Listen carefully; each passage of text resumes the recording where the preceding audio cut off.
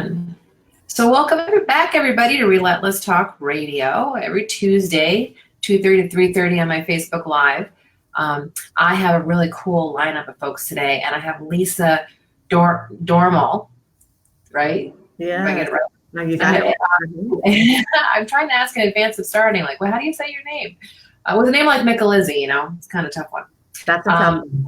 Lisa, tell everybody who you are. This is the philanthropy section of the Relentless Talk Radio. And you are the last charity that I'm interviewing for 13 charities that I'm considering for a project that I do called The Art of Fearless Giving Back, where I'll be focusing on one charity and 13 donors that support that charity. And the paintings that are inspired by that painting are going to start to kind of be created on August 27th. So we're actually getting to the point where we're really moving forward with this project. The wire. Yay, woo-woo, down to the wire, right? So Lisa, tell me who you are and what the organization is that you work for.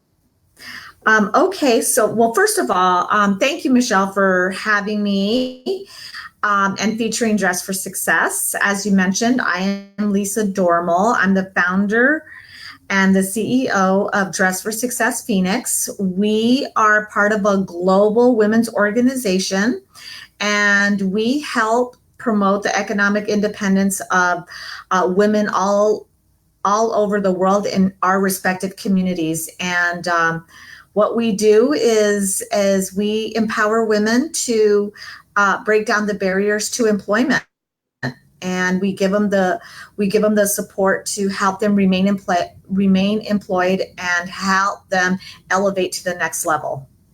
So this is huge, because when I was in my 20s, I worked in a women's shelter in New York City for 3 years. I was a nighttime social worker. I double majored in college in psychology and art. And then I ran a program for people with AIDS in the Bronx. And one of the barriers to entry, it sounds crazy to people who have a closet full of clothes they don't want to wear. But if you're homeless, or you just got out of a really funky relationship and your ex kept your clothes, right? Having clothing for an interview and being able to have your hair done and your makeup done and to walk in with confidence, it's like a huge part of the process that many of us take for granted. Yes, absolutely. We here in the Phoenix affiliate, we try to never take for granted the importance of personal appearance and what that goes into providing hope to a woman that is transitioning from different circumstances and that is looking to get back into the workplace. And so we find it a very vital piece of what we do. But we try to tell our community and our investors that we're so much more than giving women clothing. We're about giving them the tools to empower them to achieve economic independence, whatever that looks like. And for Dress for Success, that's really breaking down the barriers as to why a woman is unemployed or underemployed. Well, self-esteem and self-confidence is your calling card, right? And so when I had my salon back east, I owned a salon in Vermont. One of the things I did was self-esteem and empowerment workshops and teaching young women how to do their hair and their makeup. And I did workshops regularly with the Girl Scouts. Awesome. Because I think that especially in smaller communities where maybe mom stays at home or maybe mom doesn't wear makeup, maybe in the culture, Vermonters tend to be not makeup people. I have Birkenstocks and stilettos in my closet. I'm wearing Birkenstocks right now. Gosh darn it. Yeah. But some young women and just women generally don't know how to put their makeup on. So it's really important. It's a really important part of it, of the process. So why do what you do? Because you came you have a degree in merchandising, clothing, textiles, fashion, and merchandising from the University of New Mexico, correct? Let me correct you. It's New Mexico State University. New Mexico State University. I did SUNY Albany, State University of New York and Albany. So I know there's definitely. University of New Mexico is that other school in Albuquerque. It was in Las Cruces. I apologize. No worries. No worries. I have my notes. And then you worked at the J.C. Penney, and then you went on to the United Way, and then you founded this organization here, which is actually an organization that's nationwide. I had a client in New York City. We were talking pre-interview that was very involved with Dress for Success in New York City. So this is a national organization. Like, so you could have done anything. Like, why Dress for Success? I mean, you're like a rock star. You could have. Oh, thank you. But, so we're part of a worldwide organization. We're in 40 countries. There are 100. Yes, there's 140 affiliates globally, and I happen to be the gal that launched the Phoenix one. So, like many of us women, I was a stay-at-home mom, and I found myself at a crossroads after I had my second child, which was my daughter. And at the time, Michelle, I guess I was a little embarrassed to admit that I needed a little bit more than staying at home. And I wanted to stay home with her, but I felt like I needed to give back to my community, and I wanted to have passion about something. And so I asked myself two questions. I said, what do I love and what am I good at? And I love fashion and I love helping people. And I had seen a segment on the Oprah show about Dress for Success. And I had remembered it a couple of years ago when I was there, changing diapers, doing the midnight feedings and all of that good stuff. And so I did some research and I learned that Dress for Success, as I mentioned, was part of a worldwide organization. And Phoenix was a targeted market that they wanted to go into it. So I answered a few questions, and then I was invited to prepare a formal business plan. And it was like being back in school preparing, for an MBA. And our worldwide office was very upfront and transparent. And, there was a book thick of the research that you needed to do. And they said, look it over. We know it's a huge endeavor. And if you don't want to do it, it's okay. Just let us know and we'll open up the application process again. And so I feel like we, as people, we're afraid to take, we're afraid of challenges. We're afraid of failure. And I said, this time I'm not going to be afraid to fail. So I took the plunge and I started preparing my formal business plan. And I said to myself, you know what, if I fail, then at least I tried. And Amen. At least I tried. And so here I am 10 years later, 14,000 women served in our community. And 14 board members and 140 volunteers. You got a 14 thing going on there, right? Yeah, I guess I have a 14 thing going on. And so it's been such a remarkable journey. And everything, the women that we serve daily, but what this organization has done for me personally and professionally, but I have just had an opportunity to grow as a leader, to delve into, the fears and because, you're starting a business, essentially. You're starting a nonprofit. You're employing people. Yeah. People's livelihoods depend on my efforts to fundraise. And then the women's lives that we change through our programs. I mean, it's a huge endeavor, but it's just, it's really such a blessing to serve. And I have an amazing team, and I wouldn't be able to do what we do without the support and the leadership of our board, of my amazing diverse staff, and the lovely countless volunteers that volunteer day in and day out and just have a passion for helping women.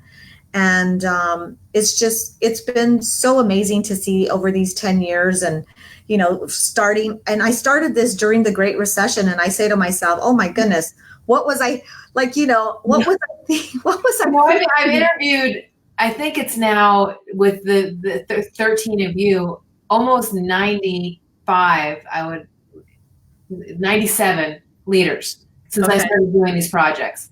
And I can't tell you, of the 97, I would say 70% of them were started during the recession.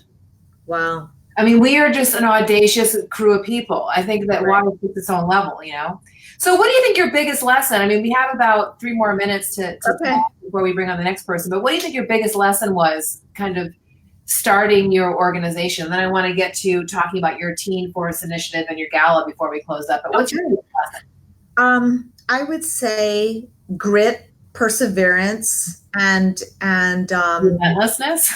yeah, just perseverance and faith in God, and you know what, faith in yourself, and Yep.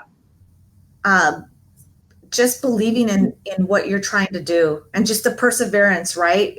Because you get a lot of rejections, and it's hard work. Nonprofit work is hard work. And you get, there's just stuff that happens, even with, with this project. So every time I do this project, I learn something new and different. And there's always something in the very beginning of the project that doesn't go my way. Right. Always. It's just like, okay, I would thought that was going to be working this way, and it's not. So I got to, so you're constantly doing plan B, plan C, plan Z, Yeah. 0.8. Yeah. Because Always. what choice do you have? I mean, you're going to have people that are showing up to serve, and Right. this requires income, and you have a payroll. Yeah. Always. Give up, right? You got to figure it out, right? You have to figure it out, right? So part of what you do to figure it out is you have a gala every November, right? And you're going to go into that. I'm going to shout the hell of that. I'm going to tell everybody all about it, right? Because Thank you. I'm going to come in a really cool designer's dress that I'm going to pick one of the designers from Fabric to wear to your event and make a Fabulous deal out of it, if you don't mind. Absolutely fabulous. Yeah. And so that people can, I'm going to put like a big donation, like send money thing on all my pictures. Okay. Thank you. Where is the gala? All right. So this year we are at Chateau Luxe. It's Friday, November 8th. Okay. And the theme of it is a night at the Gatsby. So I love it. Always trying to make it fun, but always staying true and going back to the mission of Dress for Success, and that is about empowering women to break the cycles of poverty. So that is our largest fundraiser of the year, and it's an opportunity to showcase to our investors what we have done during that year, and really just showcase our fabulous women. We'll have probably 3 to 5 women that we will showcase and share their just beautiful stories of overcoming and achieving. And it's just a great opportunity for us to showcase the great work that we do and introduce new donors to our organization. And what's cool is if you guys win the spot, end up being the one charity for this, our opening is in December. So we can actually shout out the gala throughout this next 13 or 15 weeks and drive traffic to the gala. So let's cross our fingers for you. Thank you. Right? And you also have a Teen Force Initiative. I want to give you a couple minutes to tell me about 30 seconds or so to tell me about that before we let the next people come on. All right, you got it. So